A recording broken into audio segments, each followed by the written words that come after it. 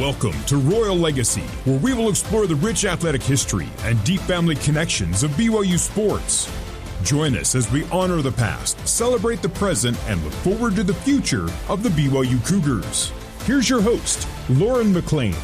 How's it going, everyone? I'm Lauren McLean, and welcome to Royal Legacy, where we dive deep into the family connections of BYU sports. Today, we're joined by brothers Davin and Creed Thompson, two of BYU's top distance runners in both cross country and track. Davin and Creed are triplets, along with their sister Sage, who competed in gymnastics at Oregon State and Utah. Creed is fresh off earning first-team All-American honors in the 10,000 meters and the 2025 NCAA Outdoor Track and Field Championships. Davin recently claimed his first collegiate victory at the Autumn Classic and was named both the USTFCCCA National Athlete of the Week and Big 12 Runner of the Week. Together, they were part of BYU's 2024 NCAA Championship cross-country team, building a powerful family legacy of grit, faith, and excellence. Guys, thank you so much for being here with me. Thanks for having us. Thanks for having us. The life of a student athlete is nuts as it is, but then you guys add on a marriage, and not a normal marriage because you're married to BYU track and field runners Lexi Goff and Carly Hansen. What's a day in the life look like for the two of you? Let's start with Creed. Unfortunately, our practices do not line up very well, so I'm usually in practice while she's in class and vice versa, so we don't spend a lot of time together. Usually go to dinner together, do some homework, go to bed, so I don't know. The teams aren't super combined between men and women, but it's super cool to be able to both be super committed to our sports and work on various things together. You guys give each other a high five midday. Yep. Like, see you tonight. Yep, that's about it. What about for you, Davin? What's it like? Same thing. We just debrief all the practice lore over dinner and, yeah, have a good evening together, but it's not the most glamorous lifestyle as an athlete. Up early, working hard, and doing homework, and it's fun, but, yeah, we don't see each other a ton. Well, I'm sure. I mean, Division I athletes, both of you, it's a lot, and your students, like we mentioned. So when you guys go home, you mentioned you kind of talk about practice and stuff. Do you try and stay away from talking about running and track and connect in a different way, or is it kind of all track all the time? It's both. I think we both enjoy talking about it because that's what we love to do. But we're also very balanced. Like, especially on Sundays when we're going home to our families, like, I feel like we never talk about running. It's more talking about school and just having a good time with our family, playing games. So track's our life, so yeah, that's obviously a lot of it, but it is nice to kind of escape for a little bit. What about for you and Carly? Yeah, I think sometimes it's hard to avoid it because all of our best friends are on the team, and if we're not running with them, we're hanging out with them, playing board games with them, and naturally running comes up. But yeah, it's nice to go home, do some homework, watch a show, and just kind of forget about it until the next day. Let's start with a few fun questions. You both run distance for the Cougars, but who would win if you went out to the track and did a sprint right now? Let's say 100-meter. Who's going to win between the two of you? Between us two? Yeah. I don't know, actually. I don't know. We aren't the quickest on the team at sprinting. I think but there's no way you've never raced each other. Like growing up, you had to, right? I think growing up, I probably edged Creed out a little bit over like shorter distances. Yeah. But I'd say right now, I'd probably bet on myself because Creed's in the depths of marathon training. He's lost his fast twitch fibers a little bit. You're more but if we raced over track season, Creed would have annihilated me. Okay. Creed had some good speed there at the end of track season. Yeah, but I'm doing lots of slow, long workouts. So yeah, Davin might have me right now. Slow is like 440 mile pace. So yeah, it's just absolutely insane. All right, who's the most competitive outside of running? I think Creed is. Yeah, Creed comes off to most people as pretty shy and mild-mannered. But if we start playing like video games with like our teammates on travel trips, Creed's usually the first guy to like lose his mind and start screaming. I'm kind of a rage monster, I'm not gonna lie. So you keep it buried until the perfect moment and then it just comes out. Yeah. Or like literally anything. I think we're both just so competitive that we also find competitive outlets outside of running. So one thing we like to do, which Coach Eystone kind of banned us from, is disc golf. Really? Yeah, we love disc golf, and Creed. Super fun. Yeah. It's like every time we're taking a break from homework and like eating lunch, Creed's like watching disc golf videos and he's like, I need to get better. We always say that we're one injury away from going pro in disc golf. Wait, I want to know why it was banned. Were you guys spending too much time No, I think it?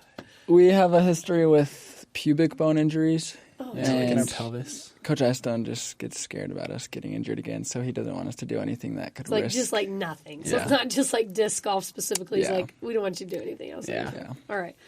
Who's more likely to oversleep for practice? Probably me.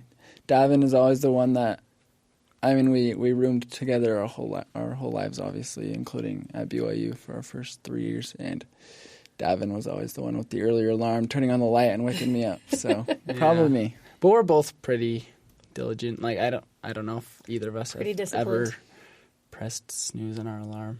Well, I feel like at this level, you got to be pretty disciplined to be the elite athlete that you are. All right. What's your favorite race or course that you've ever run? We'll start with Creed. I don't know, we might have the same answer, but I'd say the course that Nationals was at last year, it's in Wisconsin, the Tom Zimmer cross-country course. It's hilly, it's got some nice grass, a good mix of not like crazy hilly, but not flat either. I think that plays to my strengths. And it's cold. I think it's always cold there. We like that. We race really well in the cold, and I've also had my best races there. So I think that kind of makes me biased. But Wow. yeah. So Davin, what about for you? I do love that course. Coach Istone always makes the joke that course is the celestial kingdom of cross country courses, and it is a beautiful course. I think I actually would say the Oklahoma State cross country course, which is pretty notorious for like being the hardest cross country course in the NCAA.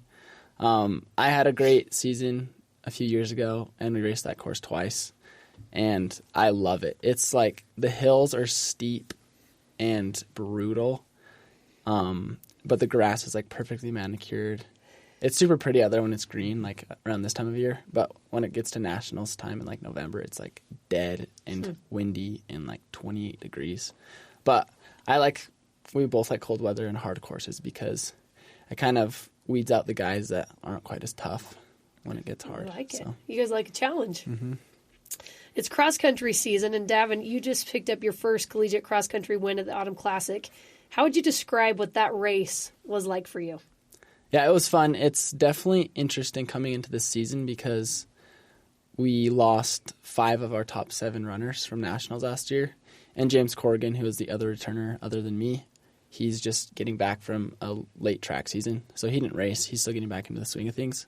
So it's definitely been interesting being like the big dog and like the leader on the team. Because before there was 7 of us who were all leaders, we're all really good, and we're pushing each other every day. And I still have guys on the team that push me every day.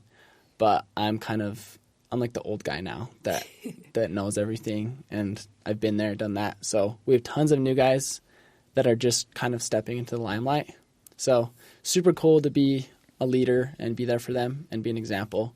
So it's pushing me to be better every day. And the race was super fun because we got to have fun the first couple miles together. Our plan was to run a little more controlled the first 2 miles, pack it up, have fun, and then the last 2 miles squeeze down the pace and make it hard.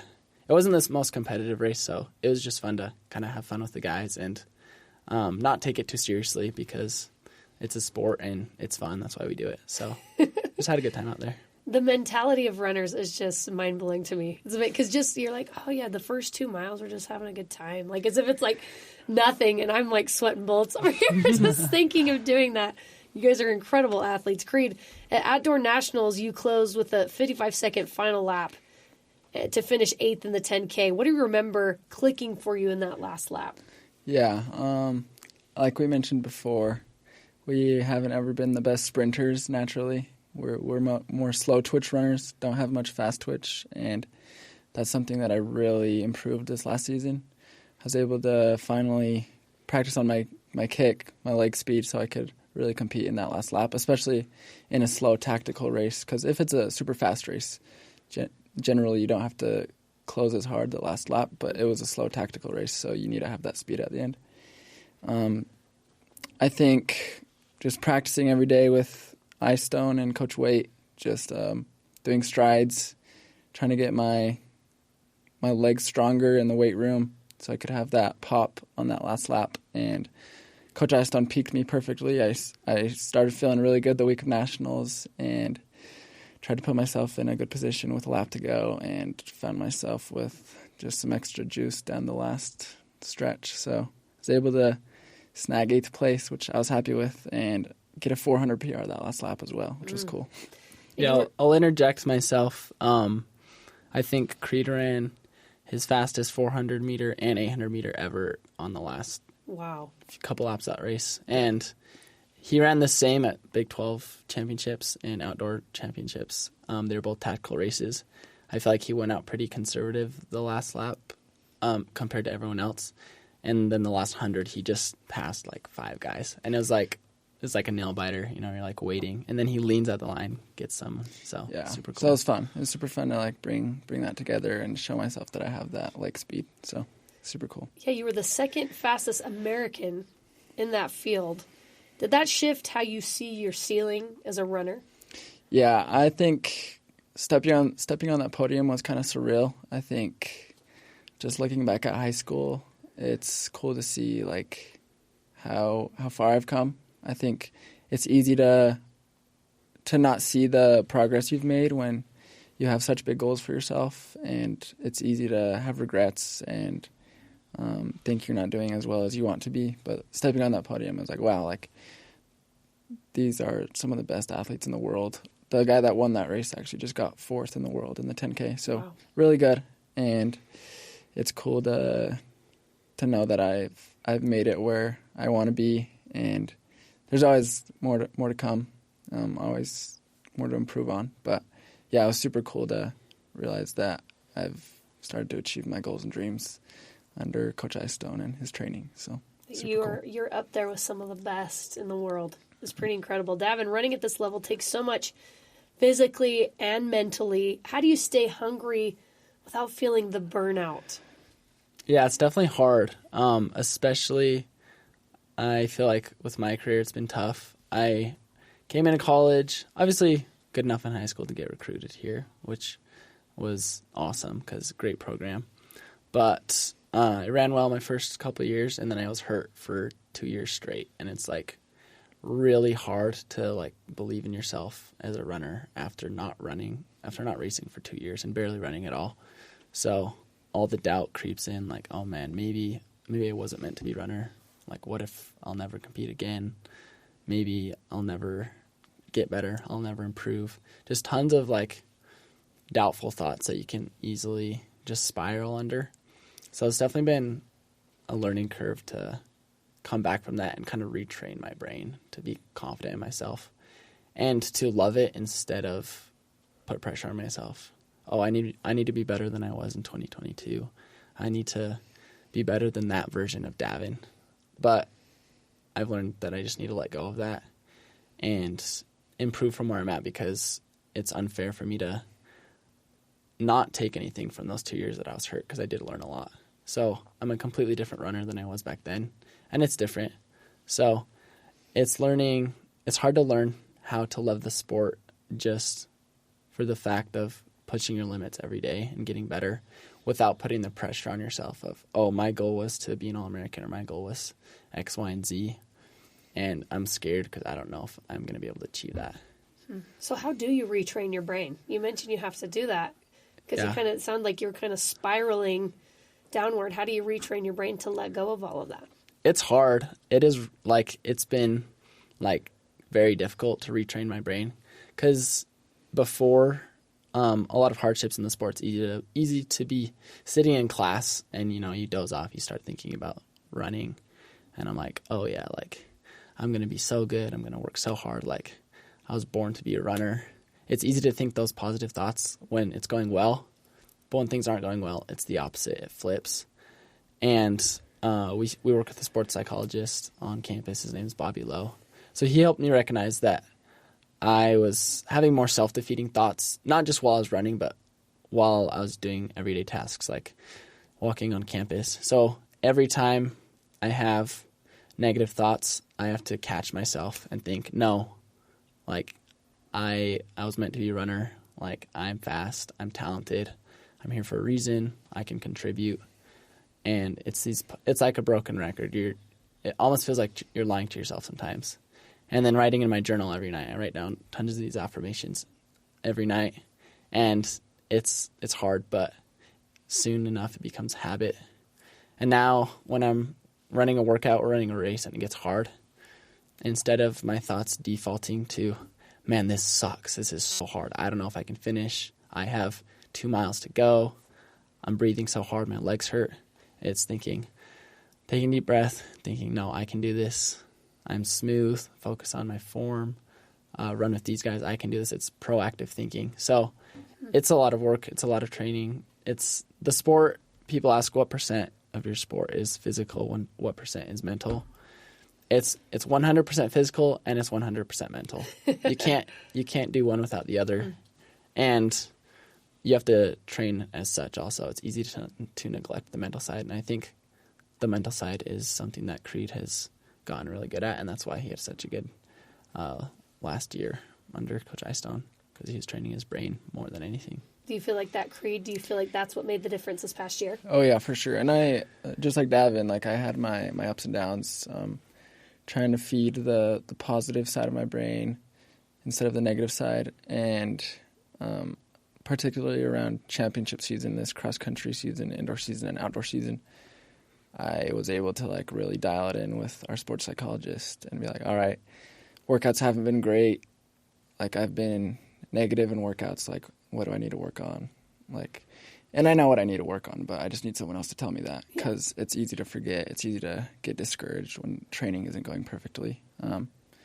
But Davin doesn't give himself enough credit, because he's going to be really good this season, and he's probably more dialed than I am right now with his mind. So he's going to be good. So I'm excited for you guys. When you look ahead beyond BYU, what do you see? Do you guys see Olympics, pro running, marathons? Do you think that far ahead? Because maybe it's just one race at a time at this point, Davin. Yeah, I mean, I feel like that's like the perfect question for me right now.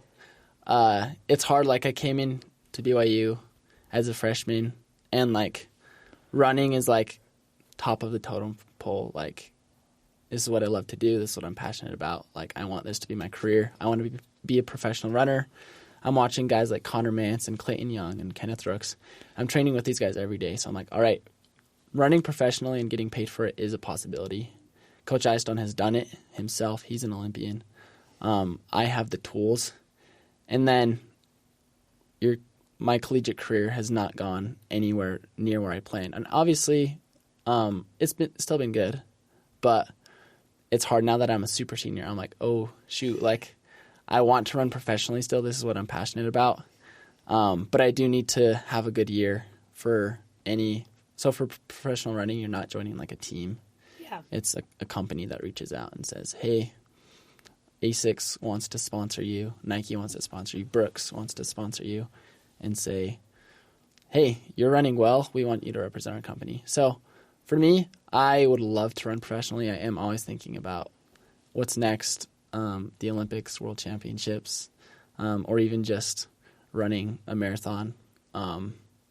But yesterday, I went to the career fair, the STEM career fair. I'm a computer science major. I'm a nerd. So I may not seem like it, or maybe I do seem like it, and I'm not aware of myself. But I went to the STEM career fair, and I was like, man, I really don't want to get a real job next year, because running is like playtime for me, and if I can get paid for it, then that would be sick. You're not ready to give it up. I'm not ready to give it up at all. But I felt like I needed to go to the career fair and like get my foot in the door just in case. Yeah. It's like, all right, open up some opportunities with my degree, and I'm going to bet on myself. I'm always going to bet on myself to run well enough this year to get a professional contract and keep doing this for as long as I can. But that doesn't mean I'm not going to prepare for any scenario, because like, who knows, maybe you never know, maybe you get in a car crash and break your leg and you can never run again. You know, like that's happened to plenty of people. And if I don't prepare for any scenario, then it could set myself up for a lot of regrets. But long term, I want to run pro, yeah. I think that's smart. And then Creed, Davin pointed at you when he talked about Brooks. Is this somebody that's reached out to? Yeah. So I've kind of been more on that scene a little bit because Davin has cross-country eligibility left and I don't. So I've been training with our pro guys, that the professionals that train with Coach Eyestone. So Coach Eyestone coaches the BYU team, and then he coaches a group of people who are running professionally, like Clayton Young, Connor Mance, Casey Klinger.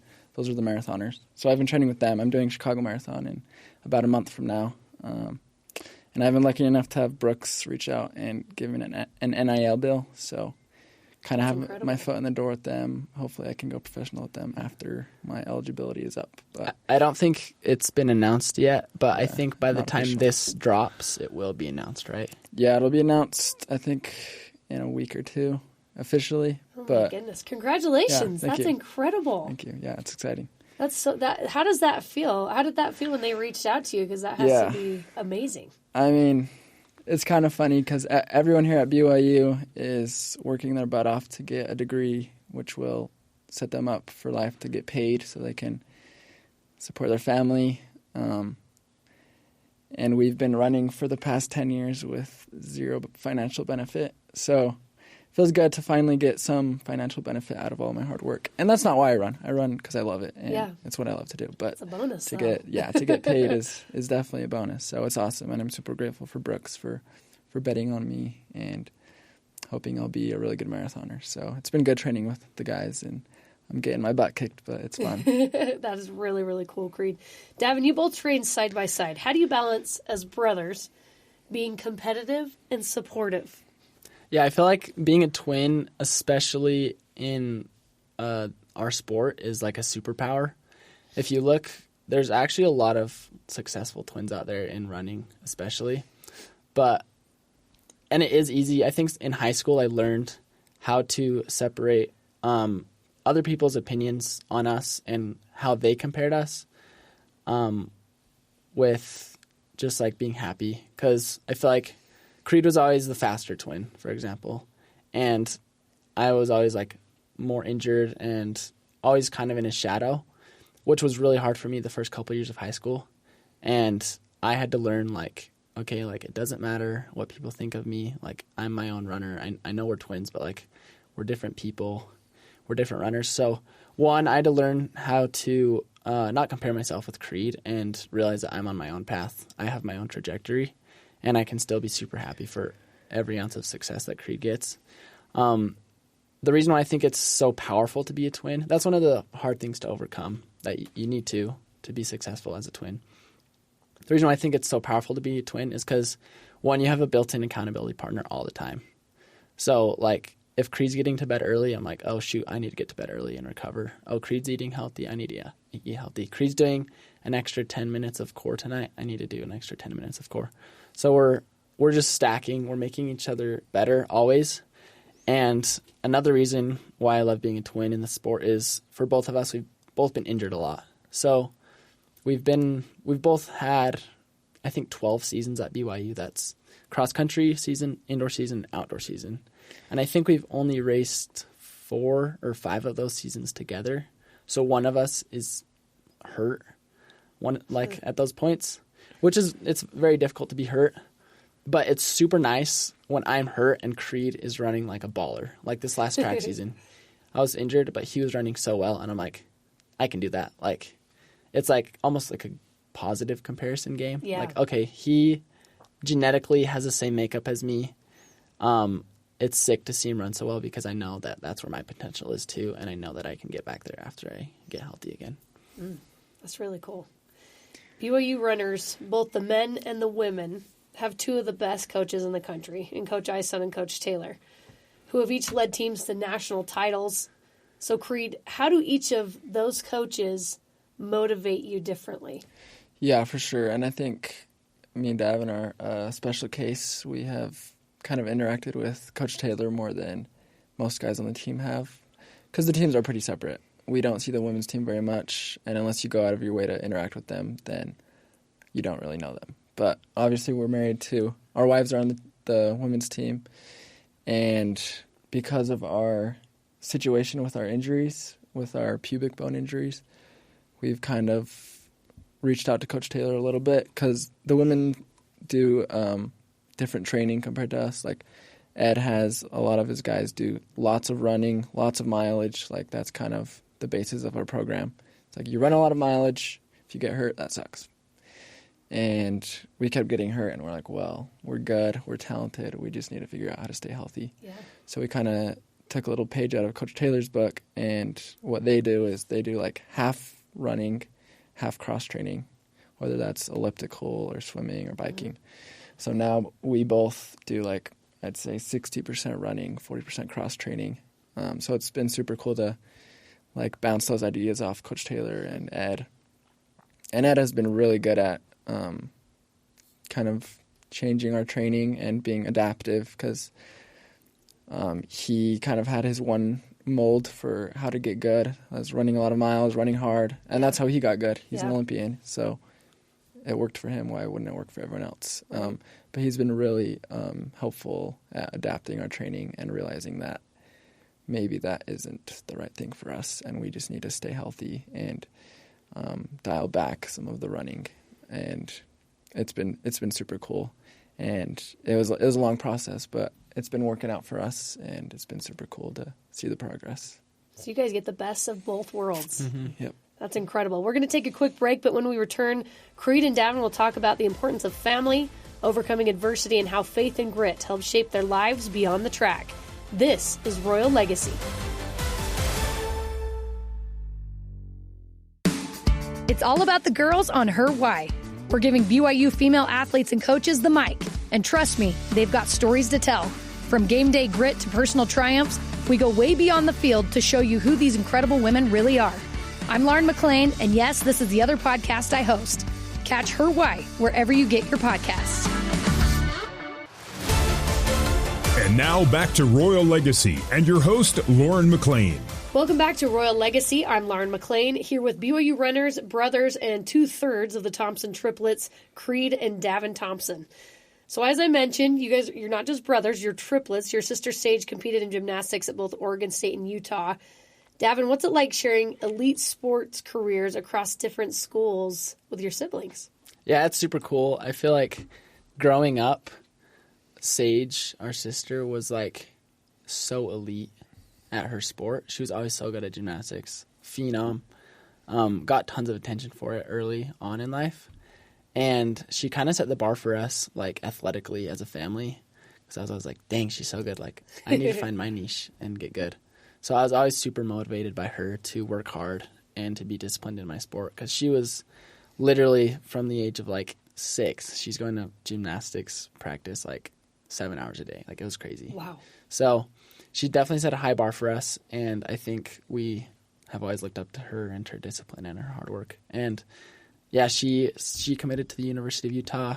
We committed to BYU, so kind of that rivalry there, but it's super friendly, and we love sharing success with her, and she's awesome. Well, to be recruited by the University of Utah for gymnastics is no joke. They're pretty incredible. I was going to ask you about the rivalry, Creed. Did the BYU-Utah rivalry ever come up in conversations at the dinner table, or how did that work out? Luckily for us, the University of Utah doesn't have a men's track team, so yeah, it hasn't ever really been a big issue. I think my mom has always been a huge Utah fan just because of their gymnastics team.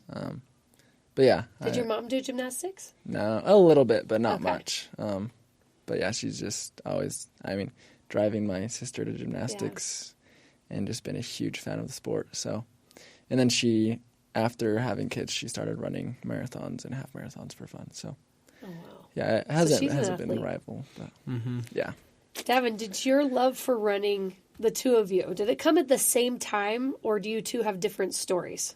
That's a good question. We definitely have different stories. Here, I'm going to tell this one. Let's hear it. My perspective. So we actually grew up as a wrestling family. My dad's side is really good at wrestling. My older brother is really good. He was like national champ in 8th grade, multiple time state champ in high school. And we just loved soccer. So we quit wrestling in elementary school. We just played soccer all day. That's just what we loved to do. And we started running in middle school. And it was just, we wanted to be faster for soccer. So I was like, oh, you should do cross country and track. So the only reason why we did it was to be better at soccer. We actually didn't care about running. But then we started winning everything. We'd finish across the line together every race. And we got so nervous for races, like to the point where we wanted to throw up. We're like, Mom, I can't do this. Like, I'm so nervous for this race. And after a national meet in 8th grade, we weren't really sure what running was going to look like. And then my mom made us go to a cross-country team meeting going into high school in 9th grade. And Davin kind of decided, he's like, I don't want to run. Like, I'm done with this. And I was like, oh, I'll run. Like, I'll be on the team. Like, I don't want to go to every practice, because practice was every morning at like 7:30. I was like, I'm still more committed to soccer. Or maybe I'll go to practice like twice a week, but other than that, I want to focus on soccer. But Davin's like, no, I don't want to run. It's not fun. I'm just going to do soccer. And then I basically convinced him to do it with me. And then he broke his toe, so he didn't run that season. Yeah. But I kind of had to force him into it a little bit more and encourage him to come. And we encouraged a lot of our friends to come run as well. But so we definitely didn't start off loving it, but I think we were super good at it. We were super talented. So it's hard to not love something that you're good at and winning so at. And with a good team culture like we had at our high school at Skyridge, it became really fun, because most days you're just going on an easy jog with your friends. It's just like hanging out with the boys. You're just having banter and conversation for an hour during your run. So it really became really fun for us. So, Davin, was it because Creed was mentioning that you guys would almost want to throw up before races. You were so nervous. Was that what initially turned you off? Like, I don't want to run anymore because it's not worth that. Yeah, no, I definitely enjoyed like practice and hanging around the guys and stuff. But that was like 100% the reason why I was a little bit deterred from the sport, is because I would get so nervous. And you get nervous for a lot of reasons. A lot of it's like you're scared of like the pain. But, and in middle school, we were always good at running. Like even in elementary school, when we do like our yearly fun run, we were both good at it. And in high school, I feel like the culture and the people is what helped me to love it initially. And that season, for like 2 months, I broke my toe, so I wasn't running. But I'd still show up to practice and just hang around. I was like, oh, this is actually really fun. I love the people. So I think the people is what convinced me initially. And that season, that first cross-country season of high school, I was playing a lot more soccer. Creed was on the varsity team. I wasn't on varsity for cross-country. So usually I would race and go straight to a soccer game. But Creed's race would be after. I'd run like the freshman race. Creed would run on the varsity race. So Creed would miss a soccer game.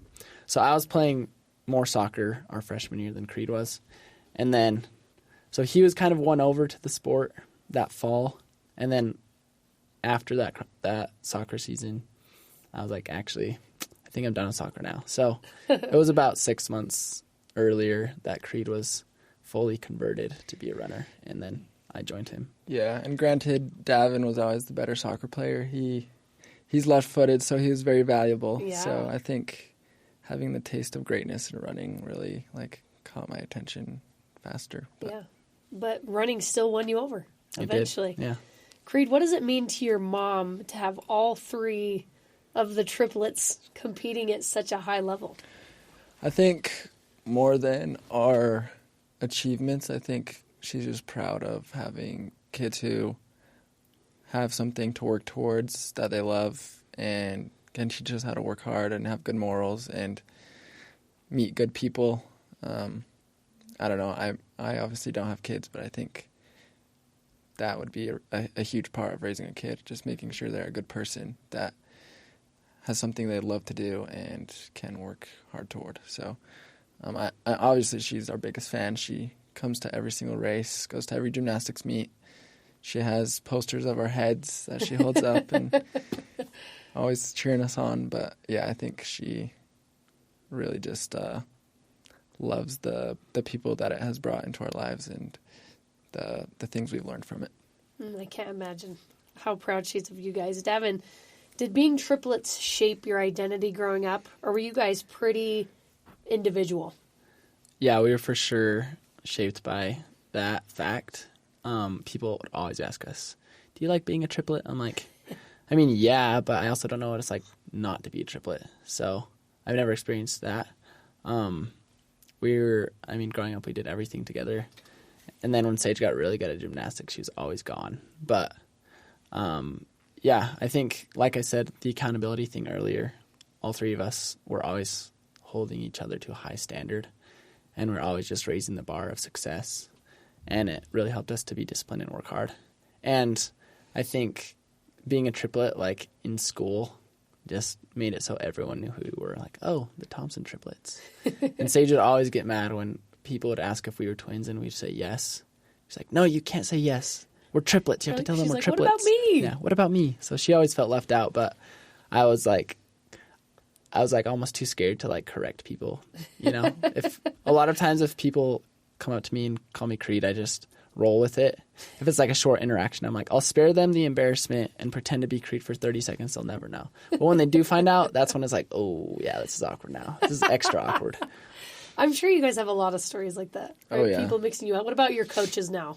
I mean, I feel like I can even already tell the difference between the two of you. So you probably don't get much of that anymore, right? If Coach Eyestone listens to this, hopefully he doesn't hate me for the shade. But low-key, sometimes Coach Eyestone still just says Thompson. He's like, hey, Thompson, come here. I'm like, do you even know which one I am, bro? Foolproof. Or, you can't get it wrong. Yeah, if we both like get a haircut at the same time, then I'll like see him whispering to like one of my teammates. Wait, which one is that? I'm like, bro, I can see you whispering over there. But he's gotten a lot better. I think especially since we've split up groups because I'm training with all the college guys right now. Creed's training with the pros. Yeah. So I think he's gotten to know both of us a little bit. Yeah, and there's another set of twins on the team, the Stanford twins. Mm-hmm. And I think he has a harder time with them than us. So they probably get the brunt of it more. Hey, Stanford, go Stanford. But he doesn't know which one it is. Yeah, we're at like the airport and he's handing out everyone's like plane tickets. And he's like, Stanford, and just hands them both to one of them because he doesn't know. It's so funny. Poor guy. He's doing his best. Yeah. Creed, when you go home to Lehigh, now especially that you guys are married, what does a family meal look like at your mom's house? Is it chaotic? Oh, yeah, super chaotic. So my mom got remarried when we were 12 years old, I believe. My dad had passed away the year before. So we have 5 step-siblings, and all of them but one are married, and 3 of them have kids, so super chaotic. But it's a blast, and we all kind of show up whenever we can, depending on like our church schedule or whatever we have. So it's kind of like come and go, but it's super fun. Just my mom and my stepdad making a big meal, showing up and eating, doing our laundry. I don't know, just having fun, hanging out with family. It's super nice living close to home still. I can't imagine being out of state. That would suck. And having such a big family is so fun. I imagine like people probably think that with like elite athletes like in the family, you like get home for Sunday dinner and they're like, how's gymnastics going? How's running going? But I feel like I never talk about running. Like it's almost like my time away from the sport is with the family, and we just hang out, play with my nieces and nephews, and just have a good time. So fun. Let's talk about your dad a little bit. You guys lost your dad to cancer when you were 11 years old. Davin, what impact has he had in his memory each time you step up to race? Yeah, he definitely has a huge impact on my life, in life and in death. I think something that I'm super grateful for, first off, is the gospel and always having the knowledge of the plan of salvation and that I'll be able to see him again. I feel like in a lot of households and a lot of cultures, if a loved one dies, there's a lot of fear of the unknown. But I think I'm super grateful for the church and this gospel to know that I will see him again and that families are forever. So first off, super grateful for that. And I know he's out there watching and supporting us from wherever he's at. And I think every time, honestly, in daily life, all my actions, I want to take advantage of the time that I have on this earth, because he was pretty young when he died. He was like 39, I think. So I want to take full advantage of the time I have on this earth and make him proud, because I know that he did a lot for us and he sacrificed a lot for us. And when he was on his deathbed, he was fighting for his kids every day. And at the Autumn Classic, when I crossed the finish line, I kissed my hand and pointed up to the sky, and that was kind of for my dad, just an ode to him. And one of my mental cues, like I was talking about earlier, running so mental, that I tell myself during my race is I'm relaxed, I'm confident, I'm Thompson tough. And that's for my dad, because I know that what he went through with cancer had to be infinitely more painful than anything I ever did on the course running. So he definitely motivates me every day. And Creed, your mom also battled breast cancer while you guys were growing up. What does her resilience, what has it taught you? Yeah, I think that was tough. Kind of the PTSD with my dad, obviously. I think she got breast cancer our sophomore year of high school. And she was so tough. She just acted like it was no big deal. And I think she really just was doing it for us and really wanted to be there for us. And it's inspiring that there's things bigger in life than running. Family is huge. The gospel is huge. And that's really what motivated her to fight. And yeah, it's just inspiring that she could just battle that like it was nothing, get through it, because she's a beast. So super inspiring. You guys have incredible parents. Davin, has overcoming adversity made you grateful for running as an outlet? Oh, yeah, for sure. I mean, life's hard. It's hard for everyone. Everyone has their own trials. And there's trials with our family life, with a history of cancer in our family. There's trials in school. School's hard. Running is hard.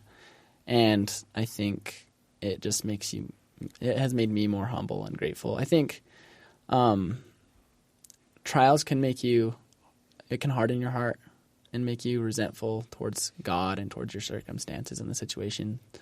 Or you can soften your heart and be grateful for what you have and be grateful for what you are blessed for. So I think having an attitude of gratitude just goes such a long ways. Not to be cliche, but it's honestly everything, because you can victimize yourself. Anyone can victimize themselves for so many things, and I think that's just the easy way out. If you're looking for the good and being grateful and attacking life, getting what you want out of it is the best way to go about it. I think that's amazing advice. Creed, how do you feel like your family's story shapes the way you represent BYU? Yeah, I think our story is a little unique, and I just it makes me want to just love everyone, and because you never know what anyone's going through. So makes me want to love everyone and represent BYU and show people what BYU really is like. I think there's some stigma around us,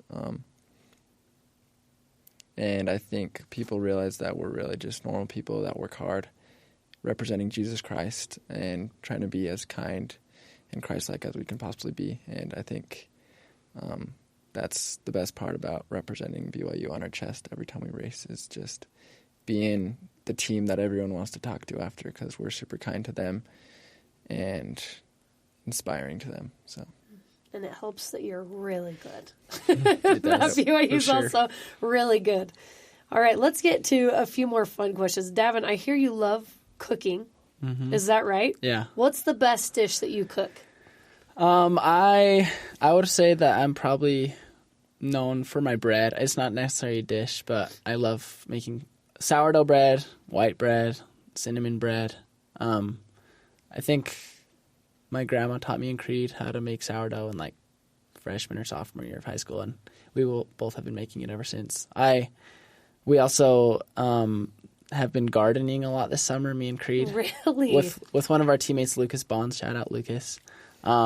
So got some fresh peppers from the garden, chopped them up, made some cheddar jalapeno sourdough. So that sounds amazing. Good, Do you ever bring it to practice? Share with your teammates? I give some to my teammates. I've taught a few of them how to make sourdough. So that's tough. Yeah. That is a tough thing to do. Now that disc golf, Creed, is banned from your repertoire, what's one of your hobbies you like to do outside of running? That's a good question. don't tell Coach Iced on this, but we still go play a chill round of disc golf every now and then. Let's chill. I won't tell him. Mostly just hanging out with friends and playing board games, just things that won't beat up my legs at all for training. Or like making food with friends as well. We're hungry. We run a lot, so we're always super hungry, and making good food is super fun. So last week we made homemade chicken pot pie for one of our teammates, James Corrigan. He just had a baby.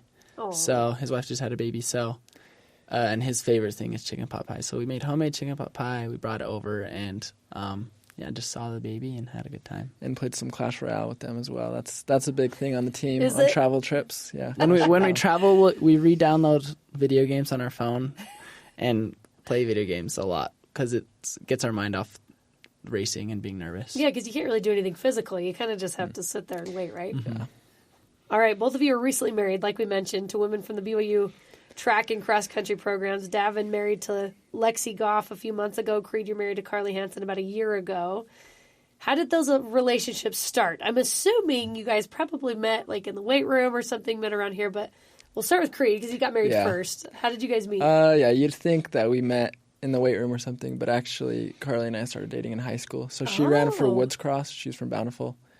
She was always like the best. She has like 17 state titles or something ridiculous. But anyways, I remember freshman year of high school, I watched her win the mile at state. I was like, dang, she's hot. And then I thought she was older than me, so it was just like a fanboy crush. She's looked the same since then, but in freshman year of high school, we were literally 5'1" and like 85 pounds. Guys. Like, I could show you my license from when we were 16, and I think my license, I was 95 pounds on it. So Carly just seemed like this woman. Yeah, and every year I came back, she was still there. I was like, oh, she's my age. That's weird. And I still had dibs on her. And then we were sorry, I keep interrupting Creed, but one time we were warming up for a race at the Olympic Oval in Kearns, and Carly passed us, and I think Creed made some comment about how he had dibs, and we were all trying to peer pressure him to ask her out, but he was too scared. No, I was way too scared to do that. But the way we actually ended up meeting was at Momentum, an indoor climbing gym in Lehigh. Me and Davin were pretty big into climbing our senior year of high school. We'd go like multiple times a week. It was super fun. But she ended up being there for some reason. She's from Bountiful, but for some reason she was in Lehigh at an indoor climbing gym with her family. Meant to be. And her mom ended up breaking the tension and be like, oh, you guys run for Skyridge, right? And then we started talking, and she asked for my number. I didn't do it. I'm a wimp, so that's how we first met. Little did she know you'd been thinking about her for years. Yeah, I know, yeah. She was living rent-free in his head, just running around. That's and then she went and ran for the University of North Carolina for 2 years, actually. So we did long distance while she was there, and then I finally convinced her to transfer and win a national title, and we got married, so. Best decision she's ever made, I'm sure. Yep. Okay, what about for you? How'd you and Lexi meet? Yes. I mean, I guess technically I met Lexi before Creed met Carly, but it was a little different of a story. So we were friends with some people on the Lone Peak cross country team. That's where Lexi went to high school, and we got invited to their Halloween party. And we were not cool kids in high school. Me and Creed were just so focused on running fast that we just didn't socialize a ton. So I was like, it was an ugly costume party. And I was like, oh, cool kids probably don't wear costumes to costume parties, right? So we showed up. I was in like just a hoodie. I showed up with my friends, and everyone was dressed up. I was like, oh, dang, we look so stupid right now. And Lexi was dressed up as a drunk mom, and her friend was an Oompa Loompa, I think. And I thought she was cute. We were talking, and I think we were talking around the campfire for a little bit, and we ended up hanging out a few times. Lexi asked me to one of their dances in like February, like Preference or something. So we went to a dance together, and we were good friends, but we never ended up dating in high school. She was a year younger, so I was about to graduate. I graduated, came to BYU, started running, and then I saw that she committed the next year. And she will claim that this didn't happen, but I did comment on her Instagram post and said, let's go or something. And because she always claims that Double meaning. Yeah, she was like, you ghosted me for 3 years. You ignored me. But now I was waiting for the right time to strike. So we were friends for the first couple years of college, and then I think a little over a year and a half ago, we started going out again. It was February 2024. Is that right? Yeah. The rest is history. And then, I guess a year and a half after that, we got married. So we've known each other for a while. Didn't date for 5 years like Creed and Carly, but yeah. Well, as you both know, because like you mentioned, you're sure your mom was like, as long as my kids are good kids and they're working hard and doing something. But now that you're married to runners, is it hard not to imagine your own kids one day kind of doing what you're doing? Yeah, for sure.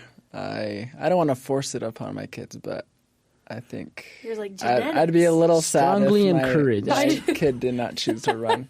But yeah, I mean, at least one, right? I'd hope I would encourage them to do what they love, but I would really like them to run for sure. That'd be awesome. Hopefully, growing up watching their parents run will inspire them to run without like them pressuring themselves to be good at it.